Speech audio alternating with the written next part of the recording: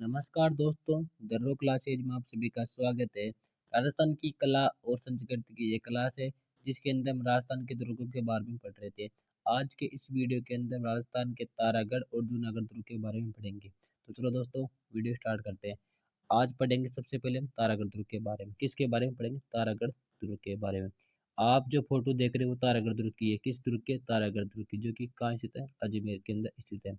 अब बाकी चर्चा और करते हैं कि इस दुर्ग का निर्माण किसने करवाया, इसे अन्य किस नाम से जाना जाता है। चलो स्टार्ट करते हैं। तो सबसे पहले बात करेंगे तारागढ़ दुर्ग की, जो कि कहाँ स्थित है? अभी बताया मैंने, ये अजमेर में स्थित है। कहाँ स्थित है? अजमेर में स्थित है। इसका निर्माण किसने करवाया? तो निर्माण की बात करें, तारागढ़ दुर्ग का निर्माण किसने करवाया? तो 1113 ईस्वी के अंदर अजमेर के शासक अजय राज के द्वारा तारागढ़ दुर्ग का निर्माण करवाया गया। किसके द्वारा किया गया? 1113 ईस्वी के अंदर अजमेर के शासक अजय राज के द्वारा इसका निर्माण करवाया गया। इसे अन्य नाम से जाना जाता है। इसे अन्य नाम बताओ कि इसके अन्य नाम क्या क्या है? तो इसे राजस्थान का हृदय कहा जाता है। क्या कहा जाता है? इसे राजस्थान का हृदय कहा जाता है।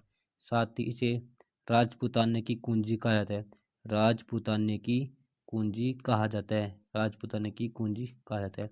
और किस नाम से जाना जाता है? इसे राजस्थान, और इसे अरावली का अरमान भी कहा जाता है। और इसे अरावली का अरमान भी कहा जाता है। और क्या कहा जाता है इसे? ये गट बीटली पहाड़ी पर स्थित है। किस पहाड़ी पर स्थित है? गट बीटली पहाड़ी पर स्थित है। इसे इसलिए गट बीटली नाम से जाना जाता है। और इसे अजय मेरू भी कहा जाता है। क्या कहा जाता है? अजय मेरू भी कहा जाता है। तो मैं दोबारा रिपीट करता हूँ, इसे किन किन नाम से जाना जाता है? इसे राजस्थान का हृदय कहा जाता है। इसे राजपूताना की कुंजी कहा जाता है। इसे अरावली का अरमान कहा जाता है। इसे गट बिटली पहाड़ी पर स्थित होने पर गट बिटली कहा जाता है। और इसे अजय मेरू भी कहा जाता है। और एक और नाम रह गया हुआ है राजस्थान का जिब्राल्टर। इसे राजस्थान का जिब्राल्टर भी कहा जाता है। राजस्थान का जिब्राल्टर भी कहा जाता है। आगे बात करें इस दुर्ग के बारे में, तो इस दुर्ग में सर्वाधिक स्थानीय आक्रमण थे। सर्वाधिक स्थानीय आक्रमण किस दुर्ग पे होते? इसी दुर्ग पर सर्वाधिक स्थानीय आक्रमण हुए थे। अब बात करें इस दुर्ग के अंदर क्या क्या स्थित है। दुर्ग में क्या क्या स्थित है? तो सबसे पहले इस बात करें क्या क्या स्थित है। मीरान साहब की दरगाह। किसकी दरगाह? मीरान साहब की दरगाह। मीरान साहब की दरगाह स्थित है। इसके अलावा क्या क्या स्थित है? घोड़े की मजार। किसकी मजार? घोड़े की मजार स्थित है। और क्या क्या स्थित है घोड़े की मजार के अलावा? नानाजी का झालरा। नानाजी का झालरा। और नानाजी का झालरा के अलावा रूठी रानी उमादे। रूठी रानी उमादे की छतरी स्थित है। रूठी रानी उमादे की छतरी स्थित है। इसके अलावा पृथ्वीराज स्मारक स्थित है। पृथ्वीराज स्मारक भी स्थित है। क्या क्या स्थित है? एक तो मीरान साहब की दरगाह, घोड़े की मजार, नानाजी का जालरा, रूठी रानी उमादे की छतरी, और साथ ही पृथ्वीराज स्मारक भी स्थित है। और क्या विशेषता है इस दुर्ग की? इस दुर्ग की विशेषता है कि शाहजहाँ का जो पुत्र था ना, कौन? दारा शिकोह। कौन? दारा शिकोह। इसका जन्म इस दुर्ग के अंदर होता। तो ऐसे पूछे कि शाहजहाँ के कौन से पुत्र का जन्म तारागढ़ दुर्ग के अंदर हुआ था? तो होगा दारा शिकोह का जन्म कहाँ हुआ था? तारागढ़ दुर्ग के अंदर हुआ था। अगले दुर्ग की बात करें, अकबर का किला। तो सबसे पहले बात करें अकबर का किला कहाँ स्थित है। ये भी अजमेर में स्थित है। कहाँ स्थित है? अजमेर के अंदर स्थित है। इसके अन्य क्या क्या नाम है?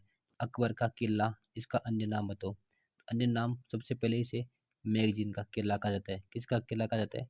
मैगजीन का किला कहा जाता है। और किन नाम से जाना जाता है? इसे अकबर का दौलत खाना कहा जाता है।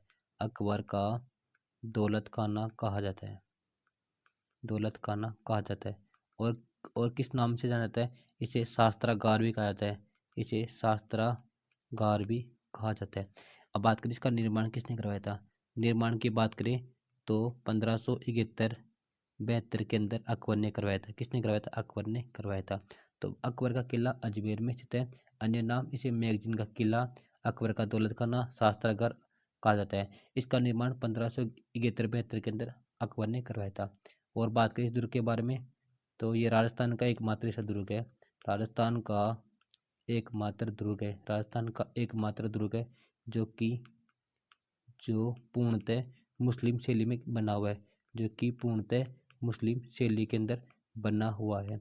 पूर्णतः मुस्लिम सैनिक के अंदर बनाया गया है। और इसका निर्माण किसने करवाया था? अकबर ने करवाया था। तो अकबर का किला है वो राजस्थान का एकमात्र ऐसा दुर्ग या किला है जो कि पूर्णतः मुस्लिम शैली के अंदर बनाया गया है, जिसका निर्माण अकबर ने कराया था।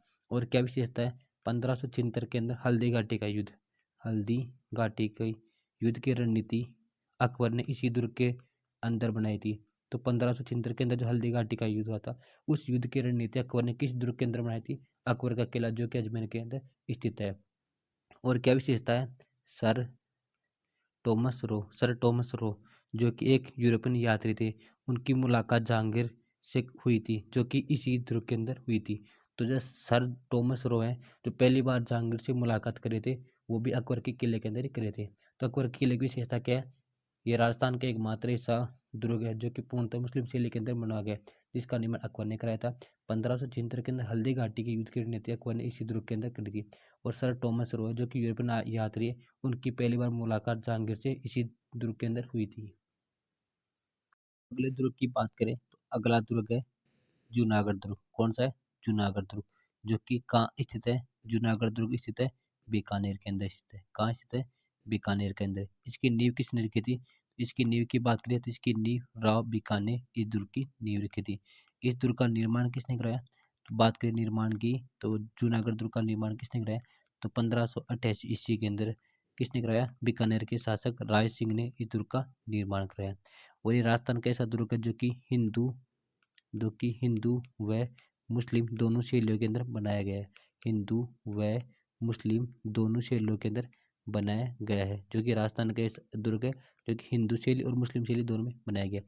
लेकिन जूनागढ़ दुर्ग बीकानेर के अंदर स्थित है। इसकी नींव राव बीकानेर रखी थी।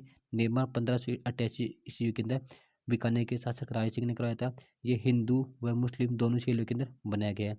आगे की विशेषता क्या है? आगे विशेषता है कि इस दुर्ग के आकार कैसा है? दुर्ग के आकार की बात करें, इसका आकार है चतुष्कोणीय। इस दुर्ग का आकार कौन सा है? इस दुर्ग का आकार है चतुष्कोणीय। और क्या विशेषता है? इस दुर्ग के अन्य नाम की बात करें, इसे किन किन नामों से जाना जाता है? तो इसे सबसे पहले बीकानेर का किला कहा जाता है। इसे बीकानेर का किला कहा जाता है। क्या कहा जाता है? बीकानेर का किला। और इसे जमीन का जेवर कहा जाता है।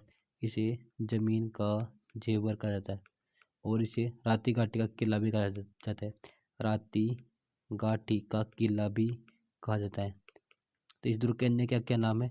इसे बीकानेर का किला, जमीन का जेवर, राती घाटी का किला भी कहा जाता है। और बात करें इसकी विशेषता की, और ये विशेषता ये है कि इसके अंदर एक भी शाखा नहीं हुआ। इसके अंदर एक भी शाखा नहीं हुआ। जो जूनागढ़ दुर्ग है उसके अंदर एक भी शाखा नहीं हुआ। इसके अंदर क्या क्या स्थित है? इसके अंदर स्थित है कर्ण महल। कर्ण महल है जो कि सार्वजनिक दर्शक हॉल है। जो कर्ण महल ना वो स्थित है, जो कि सार्वजनिक दर्शक हॉल है।